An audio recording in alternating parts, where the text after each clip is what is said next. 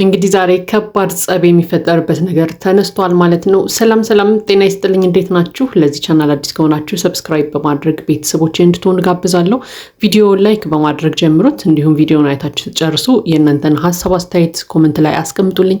እንግዲህ ዛሬም እንደተለመደው በአዲስ ቪዲዮ ተገናኝተናል። እንግዲህ ዛሬ አንዳንድ የተከሰቱ ነገሮች አሉ። እንግዲህ የነሩታ ህይወት ያው ሁል ጊዜ መጨረሻ የለውም። ያው በየቀኑ አዳዲስ ነገሮች ይከሰታሉ፣ ይፈጠራሉ።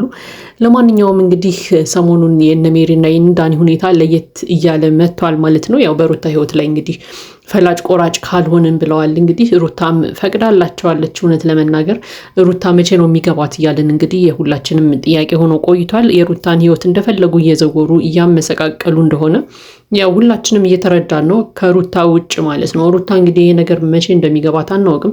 ምናልባትም የሚያስፈራሩበት ነገር ይዞባት ሊሆን ይችላል፣ አናውቅም ይህንንም። ለማንኛውም ግን የሩታ ቤተሰቦች እንግዲህ ይህንን ነገር እያስተዋሉ ይመስላል። እንግዲህ ለምንድን ነው እህቶቿ፣ ወንድሞቿ፣ እናቷ ወይም አባቷ፣ ቤተሰቦቿ ለምንድን ነው የማያግዟት ሩታን እያለን እንግዲህ ሁል ጊዜ ነው የምንጠይቀው። ለማንኛውም ግን ዛሬ እንግዲህ የሩታ እህት ድምፅ ሆናለች ማለት ነው በነ ሜሪ ጉዳይ። ለምንድን ነው እህቴን የምታስጨንቂያት? ለምንድነው እሷ እንድትወስን ማትተዋት? ለምንድነው ፍላጎቷን እንድታሳካ የራሷን ስሜት እንድትከተል ማታደርጓት? ለምንድነው ሁል ጊዜ በእሷ ውሳኔ ጣልቃ የምትገቡት? እያለች እንግዲህ ስትናገር ሰምተናታል ማለት ነው። ይሄ እንግዲህ ያው ጥሩ ጅማሮ ነው እውነት ለመናገር። ምክንያቱም ሩታን ያው እንዲያግዟት፣ እንዲረዷት፣ ከጎኗ ሆነው እንግዲህ በሀሳብ እንዲደግፏት የሁላችንም ጥያቄ ስለሆነ ማለት ነው። ለማንኛውም ግን ቢዘገዩም አሁንም ቢሆን ሊያግዟት መጥተዋል ማለት ነው። ለማንኛውም ግን ከአብርሃም ጋር የነበራትን ህይወት ያው ምስቅልቅሉን ያወጡት ዳኒና ሜሪ እንደሆኑ ይታወቃል።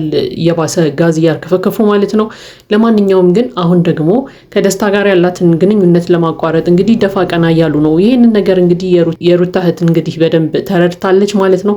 ለማንኛውም ግን እስከዛሬ ድረስ ራሱ ለምንድን ነው የዘገዩት የሚለውን ጥያቄም እንግዲህ እስከዛሬ ድረስ የዘገየ ነው ያው ሜሪ አለች ብለን ስላሰብን ነው። ሜሪ ነገሮችን ታስተካክላለች ብለን ነበረ ሁላችንም የላክናት። ስለዚህ ሜሪ እንግዲህ ሩታን እያገዘቻት ነው ብለን ስላሰብን ነው እስከዛሬም ድረስ የዘገየ ነው ስትልም ተደምጣለች ማለት ነው። ነገር ግን ደግሞ አሁን በዚህ ሰዓት ሜሪ እንግዲህ ነገሮችን ምስቅልቅል እያደረገች የባሰ አምባገነን እየሆነች ነው። ስለዚህ ይህን ነገር አቁሚ እያለች እንግዲህ ስትገስጻትም ሰምተናል ማለት ነው። ከዛም አለፍ ብላ እንግዲህ ሜሪ እንግዲህ በሰውነትሽ ልክ አታስቢ፣ እንደ ሰው በህሊናሽ ተጠቀሚ እያለቻትም ሰምተናል ማለት ነው። እውነት ለመናገር ሜሪ ነገሮችን በጉልበት ማድረግ የምትችል የሚመስላት አይነት ሰው ናት።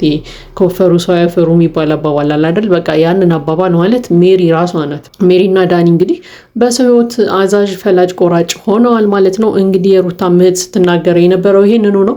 በተለይ ደግሞ እጅግ በጣም ያስከፋኝ ያለችው ያው ደስታ ላይ እንግዲህ እንደዛ ሲጮሁበት ነበረ፣ ደስታን ሲሰድቡትም ነበረ። ያ ነገር እንግዲህ በጣም አናዷት ነበር። ምክንያቱም ደስታን እንግዲህ ሩታ ቤት ይዘው ሂደው ካልገባህ እዚህ ካልኖርክ እያሉም እንግዲህ ሲጮሁበት ነበረ።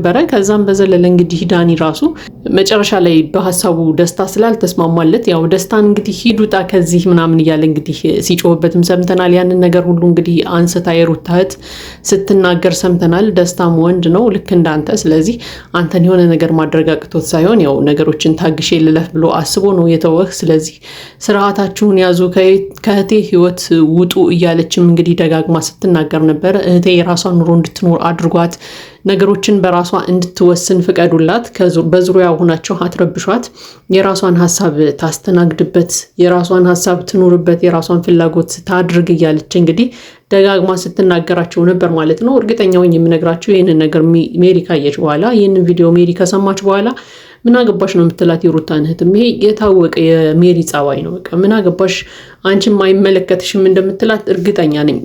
ብታገኛት ሁላ የሩታን እህት ብታገኛት ትደባደባታለች ሜሪ። ምክንያቱም ሁሉም ሰው ጋር የመደባደብ ሱስ አለባት። ባለፈው ሩታን ራሱ ልትደበድባት ስትል አይተናል አይደል? ሩታን ልትመታት ነበር የሆነ ጊዜ ካስታወሳችሁ። ደግሞ ልክ እንደዚሁ እና አብርሃም እነ ቡዜ ምናምን እያወሯት እንግዲህ ቡዜን ራሱ ልትማታ ስትሞክር አይተናል።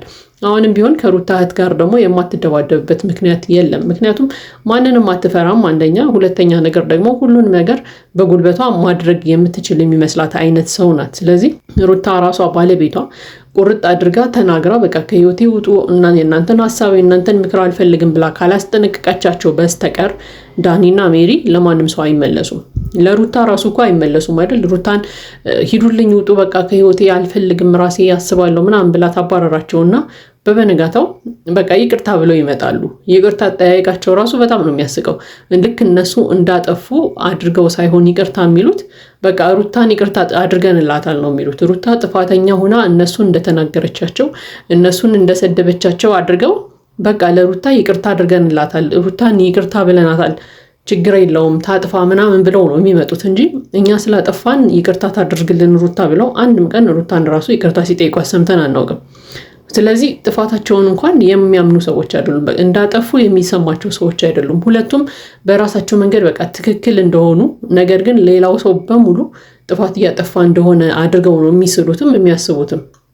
ይሄ ነገራቸው እንግዲህ በጣም ነው የሚያስጠላው። ምክንያቱም አንዳንድ ጊዜ ሰው ጥፋተኛ እኔ ነኝ ብሎ ካላሰበ በጣም ከባድ ነው የሚሆነው። ይሄ እንግዲህ የነ ሜሪ ጸባይ ነው።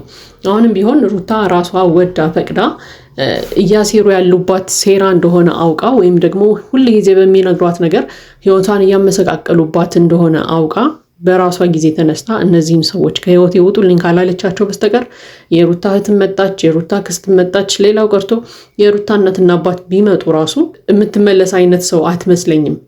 ምክንያቱም በቃ ሁል ጊዜ እንደምናያት የሆነ ጸብ የምትፈልግ አይነት ሰው ናት። እኔ የሆነ ሰው ጋር የተደባድባ ቢወጣላት ራሱ ጥሩ ነው ብዬ አምናለሁ። በቃ ሁል ጊዜ ድብድብ የምትፈልግ የምታስብ ሰው ናት። በጉልበቷ ነገሮችን የምታደርግ አይነት ሰው ስለሆነች ማለት ነው። ለማንኛውም ግን የሩታ እህት እንግዲህ ደጋግማ ምንድነው ስትናገር የሰማናት ሜሪ ማለት በቃ ዘመድ የመሰልሽ ጠላት ነሽ፣ ለኛ ዘመዳችን ነሽ፣ አንቺ አለሽ ብለን ነው አንቺን የላክ ነው ወይ ደግሞ ሩታ ህይወት ውስጥ አንቺ ስላለሽ አንቺ ነገሮችን ታስተካክያለሽ ብለን ነው እኛ ዝም ያልነው። ነገር ግን አንቺ ዘመድ መስለሽ ጠላት ነው ይሆንሽ ያለሽ፣ ለሩታ ጠላት ነው ይሆንሻት። ስለዚህ አንቺ ጠላታችን ነሽ፣ ከሩታ ህይወት ብትወጪ ይሻላል እያለች እንግዲህ ደጋግማ ስትናገር ሰምተናል ማለት ነው።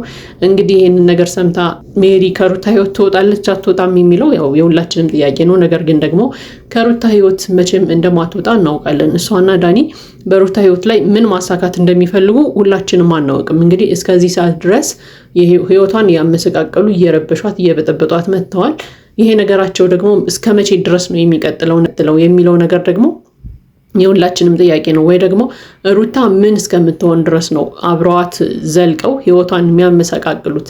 ህይወቷንስ ምን ደረጃ ላይ ያደርሰው ነው የሚቆሙት እነዚህ ሰዎች ሴራቸውን የሚያቆሙት የሚለው እንግዲህ የሁላችንም ጥያቄ ነው ማለት ነው። ለማንኛውም ግን እንግዲህ በዚህ ልክ ባለፈውም እንግዲህ ሩታ ከህይወት ይወጡ እያለች ደጋግማ ስትነግራቸው ሰምተናል። ድጋሚ ወደ ህይወቷ ይገባሉ። አሁንም ደግሞ የሩታ እህት መታ አንቺ ዘመድ ይመሰልሽ ጠላት ነሽ፣ ስለዚህ ከሩታ ህይወት ውጪ እያለች ደጋግማ እየነገረቻት ነው።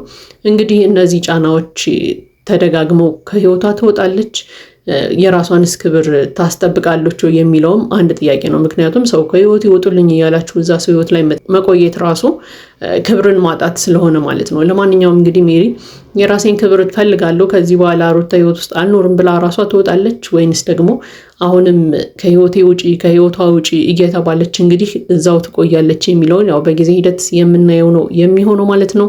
ለማንኛውም እንግዲህ የሩታ ቤተሰቦች አሁን አንድ ጅማሮ ጀምራችኋል። ጠንከራ አድርጋችሁ ይህንን ነገር ብታስሄዱት መልካም ነው። የሩታን ህይወት የሚበጠብጡ ሰዎችን በዙሪያዋ ብታርቁላትና እናንተ ደግሞ በቅርቧ ሆናችሁ ነገሮችን ማኔጅ ብታደርጉ መልካም ነው የሚል ሀሳብ አለኝ። ለማንኛውም እንግዲህ ይሄ የኔ ሀሳብ አስተያየት ነው። የእናንተን ሀሳብ አስተያየት ኮመንት ላይ ያስቀምጡልኝ። ለዚህ ቻናል አዲስ ከሆናችሁ ሰብስክራይብ በማድረግ ቤተሰቦቼ እንድትሆኑ ጋብዛለሁ። ቪዲዮውን ላይክ በማድረግ አበረታቱን። መልካም ጊዜ ይሁንላችሁ።